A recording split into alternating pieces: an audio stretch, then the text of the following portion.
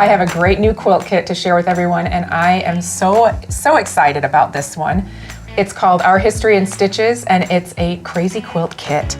So I know we have admired crazy quilts for a long time. Your mom has collected a few that hang in our studio, but for people who don't know what they are, can you tell us a little bit about it? So crazy quilts have been around since the 1800s, and they are just made up of all different kinds of fabrics. You'll find velvets and suit fabrics, homespuns mixed with cottons and corduroys and linens and all kinds of different things, satins. Some of these quilts will have painting on them. People did little designs and a lot of embroidery. They're just beautiful. I love that we were able to bring together all of these different fabrics in one kit so that you could have like this little seed starter to build this beautiful quilt. I love that, and I love how different they're all going to look, even though they're based on the same kit. I know no two quilts are gonna look alike, which is pretty magic.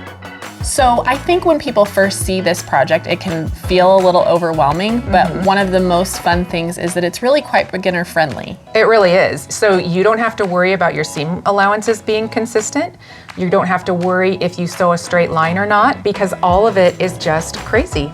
And even the embroidery, right? Like you can add as much or as little as you really want. Absolutely. And you can work on it as you go. We have really, really lovely peel and stitch that you can just kind of stitch over so that you don't have to do it freehand. I hope that as quilters learn about this project, that they're inspired to create their own crazy quilts. Go back to your stash, find the tote with your kids' clothes in it or whatever it is that tells your story and make it your own. There's so many different applications. Yeah, it really is little pieces of your history, you know, stitched in there. It's the best. Yeah, and it's great. It's just great like practice. It's great therapy. So like, you know, this can be your little 15 minutes of play, as Victoria Finley Wolf says. Like, take time for yourself to do something that is just for you.